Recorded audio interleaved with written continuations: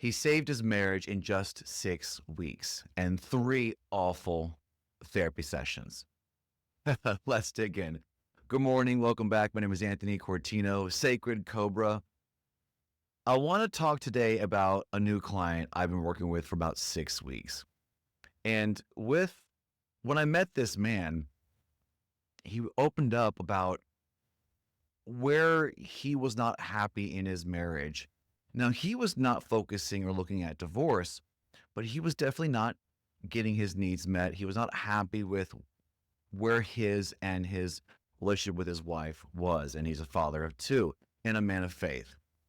And he was doubling down, in all the circumstances, all the evidence, all the data that would support why they're not working well together. And as we started to talk, it turns out that she has been bringing up the word divorce a lot. She's talking about how she should have cheated on him and he should go out and cheat on her. And we really flipped the script around and were able to get her to go to couples therapy with him.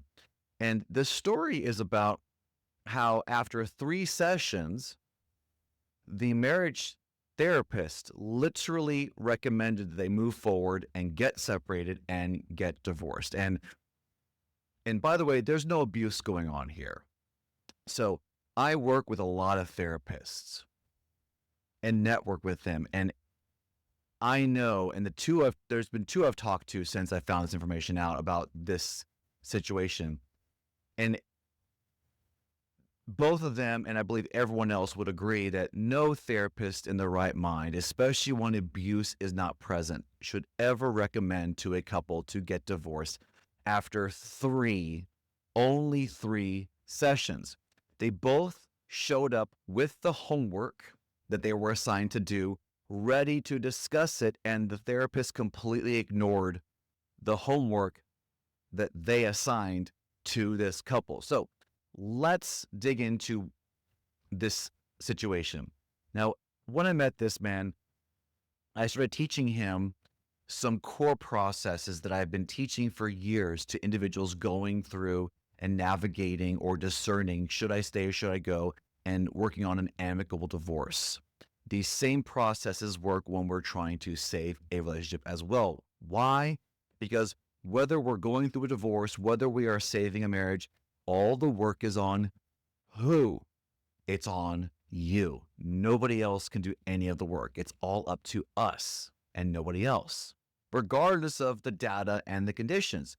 So we have been working together on how he self-identifies and removes the story, his judgments, and the facts. So one of my core processes I teach that I've learned from another organization, but I've also adapted it because it has many gaps. Okay? Data, feeling, and judgment. This is part of my core teaching process in my course and in my relationship rescue book that is now out and able to purchase. Check the links below. So data, feelings, and judgments, so that he can understand when he shares information and processes information. What are the actual facts, right? A fact is something that 100 out of 100 people are all going to agree on, right? It's not a feeling in our gut. It's not an intuition. It's not an assumption. It's not, I hear A, B, C, but I know they really mean, no. That's not a fact. That's not data. And this creates an illusion, our perception of reality. So understanding the data and separating that from the story when we share information or process information, it's important to know what the actual facts are. And they're not gut feelings at all. That's an illusion. And I have many videos talking about how your gut instincts are lying to you and it's ruining your life. And you're thinking you're actually empowered to believe your intuition when you don't know what intuition actually is. It's actually you manipulating and gaslighting yourself. So data is a fact, nothing else. Then we talk about expressing our feelings. Well, feelings, when it comes to understanding how we're processing information in relationships, it's important to understand that your feelings are your emotions, not your sensations, right? It is mad, sad, glad, fear, shame, love, joy, 4 emotions, not an opinion. Feelings and emotions in this context. We want to separate those from the story. Then we move on to judgments. A judgment is an opinion, not a fact and not a feeling. So I can't feel like you are a jerk. That's a judgment. That's an opinion. I could be right. I could be wrong. See the difference? That's about my perception of you. If I'm telling you, you are rude, you're being rude to me, you're gaslighting me, you are lying to me. You see where this is going in relationships? Apply this to yourself as you're listening to it. I can't feel that you're lying to me. And lying is a judgment. It's an opinion. It's not a fact until you've actually proven it's an actual lie. And again, your gut is not going to be the determining factor of this. Your gut is going to trick you and lie. That's the lie right there. So we really worked on separating the facts, the judgments, and the feelings from the narrative. This helped him and helps him express himself and understand how he's perceiving his life, his career, his marriage, his situation. So that's number 1. Number 2, we work on protection, right? Boundaries, self-care, not weaponizing them against his partner, but actually understanding that he is responsible for his own self-care and nobody else. This is not just going to the gym, although we have gotten back in the gym, right? This is not just limiting alcohol content, which, by the way, he's not drinking as much, if almost nothing at all right now, so that he can stay emotionally regulating. What I'm talking about is this. I teach a very advanced form of a psychic shield. Now, for people who are of faith, it's really great to use the shield of armor, right? And use the Christian faith to design this shield of armor. Now, he designed a very, very detailed, intricate, vivid. I can think of it right now exactly what his psychic shield is, his armor looks like, because he drew it out after me giving him the assignment. He didn't wait 3 weeks to keep, he did it instantly, sent me a picture of it, and he knows how to put on that armor whenever he needs to, and he puts it on before he needs to because it's muscle memory. Now, why is this important? Whenever you and I perceive conflict in this context with a partner, we have a lot of images in our mind already. We're getting those feelings. We're getting those emotions. We have data that may be right or wrong from the past. We have fear of the future. We're all over the place. We're reacting. Our illusion of 5 senses is creating this illusion of reality to us, and it doesn't serve us at all. So when you say to yourself, what I saw, I heard, and therefore I reacted, we always think that person is responsible for how we're feeling or reacting. So the reason why we want to have a shield of armor is so that we are empowered to own our own psychic boundary, our own emotional regulation. I feel and I am protecting myself so that we can actually be our true identity regardless of what's going on around us. For example, I've met many, many people who say, I'm the most kindest, loving, and giving, compassionate person in the world. But when you F me over, right? See that? No. When people are going through relationship challenges, and also if you're in a business life, in your career, this works as well, because relationships are everything. They're all sacred mirrors to what's going on inside you and me.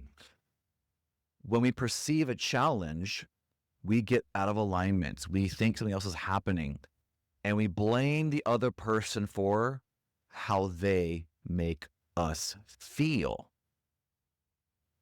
That's B-freaking-S.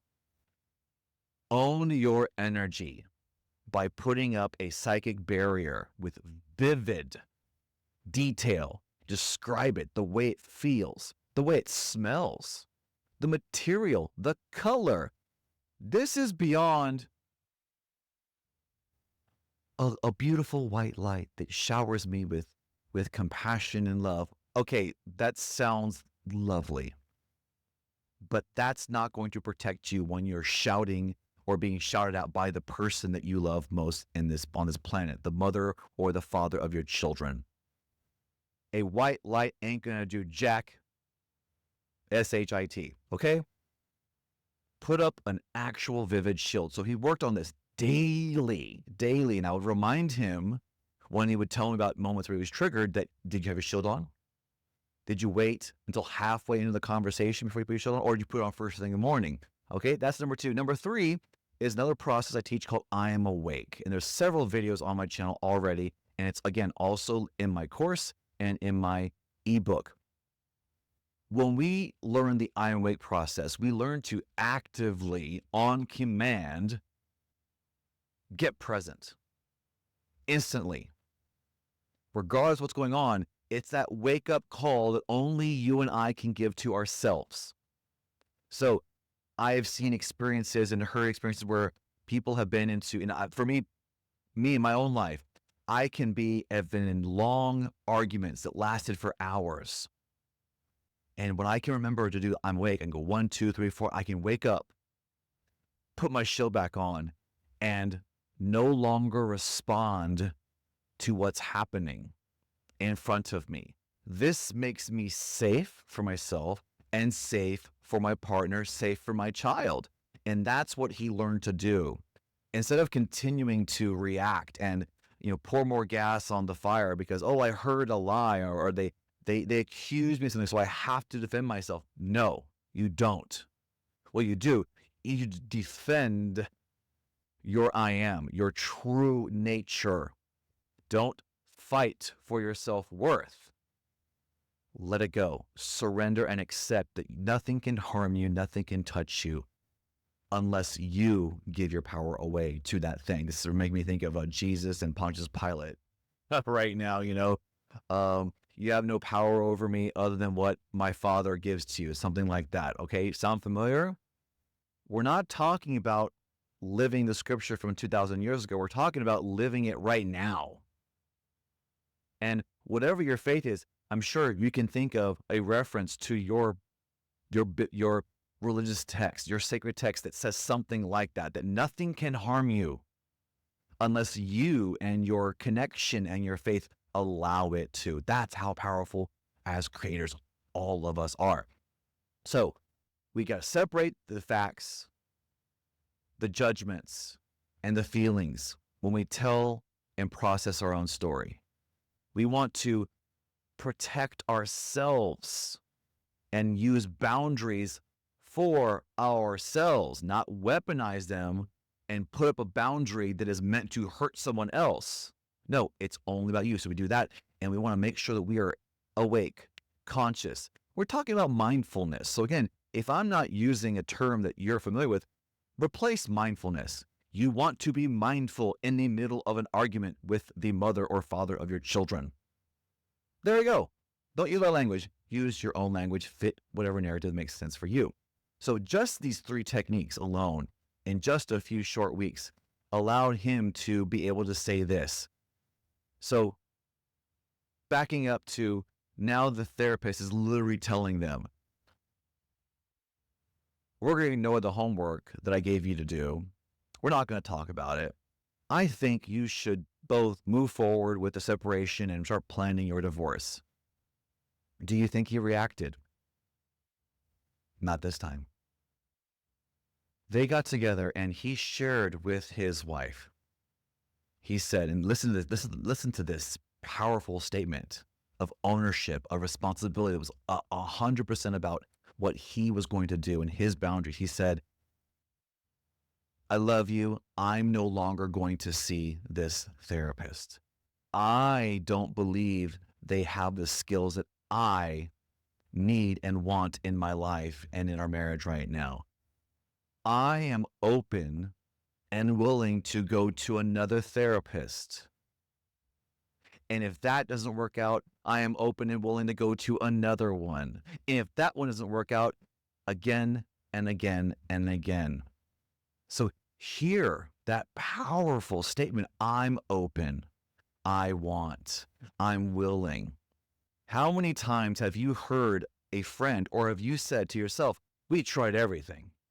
We tried therapy and that didn't work. Well, I hear that a lot. And I'm sorry, not sorry. I have never, ever, ever heard anyone contradict the statement. Every time I get someone to tell me, really? How many times did you go to therapy? It is always 1, 2, 3, maybe 5 times. How many therapists did you go to? Oh, well, we went to one. And then they say their partner. We always say, well, my partner didn't want to go anymore. They said it wasn't for them. Well, if you've ever watched a seminar with Tony Robbins where someone says, I tried everything, what does he say? Really? If you tried everything, it would have worked. And whenever he gets them to tell him in front of everybody in the audience what they actually tried, they literally admit eventually they only tried 1 or 2 things only, and yet they claim they tried everything, right? This is why we have to watch out for our disempowering statements and where we lie to each other, because it sounds more entertaining to tell somebody else that I tried everything and it was their fault, not my own. See the trap we fall into so many times? So now here's the reaction from his partner. She said, after he said, I'm done with this one, I'm open to continuing as many times as it takes because I want this to work out. For the first time in a very, very long time, she agreed with him.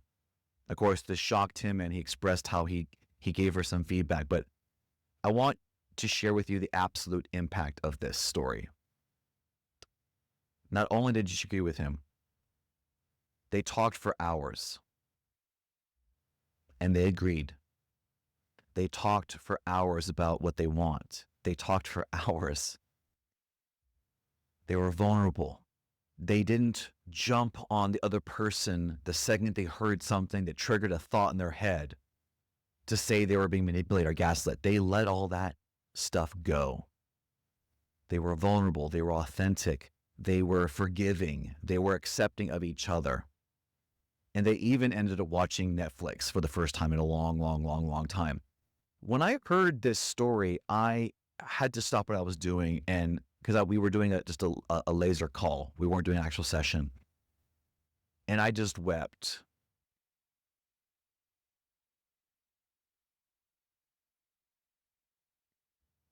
I just wept tears of joy because that right there saved the marriage. They were already heading towards divorce. The word was being thrown out there. Attorneys had been talked to, right? Data was being collected as evidence. People were coming out of the woodwork, attacking their marriage and affirming they should get divorced. And this changed everything. Just like that.